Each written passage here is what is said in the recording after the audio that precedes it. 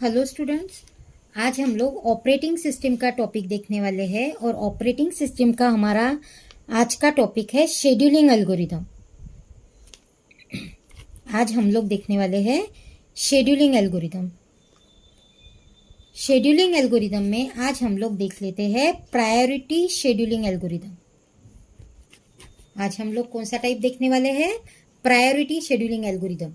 ठीक है।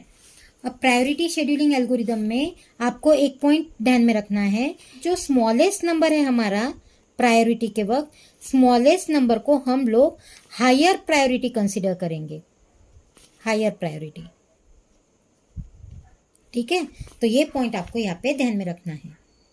Priority scheduling में हमारी जो प्रोसेसेस है वो प्रायोरिटी बेसिस पे एग्जीक्यूट होते जाएंगी, लेकिन प्रायोरिटी जो है तो जो स्मॉलेस्ट नंबर रहेगा उसकी प्रायोरिटी हायर है, ये आपको कंसीडर करना है यहाँ पे। ठीक है, तो अभी हम लोग प्रायोरिटी शेड्यूलिंग एल्गोरिदम का एग्जांपल देख लेते हैं। अभी यहाँ पे हम लोगों के पास 5 प्रोसेसेस है, ब्रश टाइम दिया है एंड प्रायोरिटी दी है, और हमारा टाइप भी कौन सा है? Priority scheduling algorithm. ठीक है, तो अभी सबसे पहले हम लोगों को गैंट चार्ट ड्रॉ करना है, क्योंकि हम लोगों ने जो इसके पहले वाले शेड्यूलिंग एल्गोरिदम के टाइप देखे हैं तो उसमें हम लोगों को पता है कि हमको turn around time and waiting time find out करना है, बराबर है। तो टर्न अराउंड टाइम का फॉर्मूला हम लोगों को पता है। क्या था हमारा टर्न अराउंड टाइम का फॉर्मूला? TAT का फॉर्मूला क्या था आपके पास?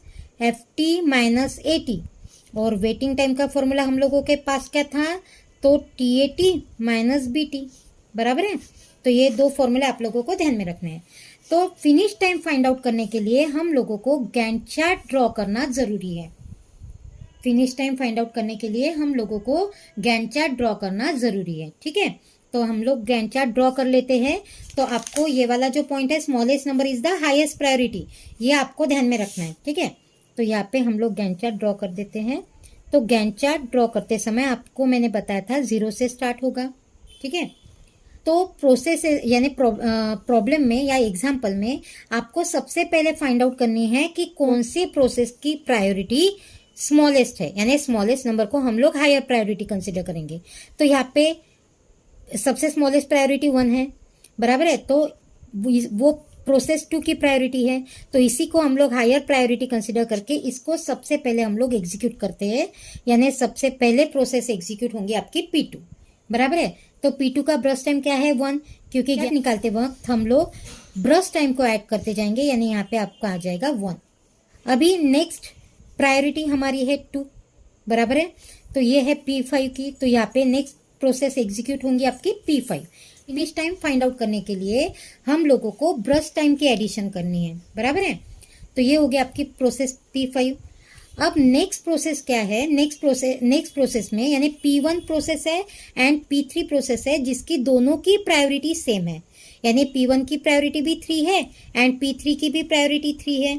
तो ऐसे वक्त क्या होंगी, जब more than 1 process priority same है तो हम लोगों को FCFS का फॉर्म एग्जीक्यूट करना है, यानी FCFS के बेसिस पे हम लोग हमारे प्रोसेस को एग्जीक्यूट करेंगे। यहाँ पे हम लोगों ने कौन सी प्रोसेस एग्जीक्यूट की थी? P1 का ब्रश टाइम था 10 ऐड करना है। देखिए यहाँ पे ऐसे प्रॉब्लम होता है, प्रायोरिटी ऐड नहीं करनी है ब्रश टाइम, तो यहाँ पे ब्रश टाइम यानी 16 आएगा, बराबर है। ये पॉइंट आपको ध्यान में रखना है। तो ब्रश टाइम ऐड करते जाना है। तो ब्रश टाइम आपका था 10, तो 10 6 में ऐड होके 16 हो जाएगा। ठीक है, नेक्स्ट प्रोसेस आपकी एग्जीक्यूट होने वाली है P3, तो क्योंकि इसकी भी प्रायोरिटी 3 थी, लेकिन यहाँ पे ब्रश टाइम इसका 2 है, ध्यान में रखना है। तो यहाँ पे इसको 16 में ऐड करेंगे हम लोग 2 को, तो यहाँ पे आपका फिनिश टाइम हो जाएगा 18। ठीक है, अब हमारे पास बची है प्रोसेस P4। तो लास्ट में हम लोगों की प्रोसेस एग्जीक्यूट होंगी P4 और इसका ब्रश टाइम है हम लोगों के पास 1, तो ये ऐड कर देंगे और यहाँ पे आपका फिनिश टाइम आ जाएगा 19, बराबर है। अभी हम लोग गैंट चार्ट पर से turn around time and waiting time find out कर लेते हैं। तो यहाँ पे हम लोग फाइंड आउट करेंगे, यहाँ पे प्रोसेस में यहाँ पे टर्न अराउंड टाइम यानी TAT, इसका फॉर्मूला हम लोगों के पास है FT माइनस AT, और यहाँ पे हम लोग फाइंड आउट करेंगे WT यानी TAT माइनस BT। ठीक है, तो प्रोसेस है हमारी P1, P2, P3, P4 and P5, ठीक है। तो टर्न अराउंड टाइम के वक्त हम लोगों के पास फिनिश टाइम, P1 का फिनिश टाइम देख लेते हैं हम लोग। P1 का फिनिश टाइम है आपके पास 16, तो यहाँ पे हम लोग लिख लेते हैं 16। P2 का फिनिश टाइम आपके पास है 1, P3 का फिनिश टाइम आपके पास है 18, P4 का फिनिश टाइम आपके पास है 19 एंड P5 का फिनिश टाइम आपके पास है 6, बराबर है। अब ये जो एग्जाम्पल है, इस एग्जाम्पल में हम लोगों को अराइवल टाइम यहाँ पे नहीं दिया है, बराबर है। तो ऐसे वक्त अगर एग्जाम्पल में अराइवल टाइम नहीं दिया है तो सभी प्रोसेस के लिए हम अराइवल टाइम कंसिडर करेंगे 0। अभी हम लोग फाइंड आउट कर लेते हैं turn around time. 16 minus 0 16, 1 minus 0 1, 18 minus 0 18, बराबर है यहाँ पे 18, 19 माइनस 0 19 और 6 माइनस 0 यहाँ पे आ जाएगा आपका 6, ठीक है।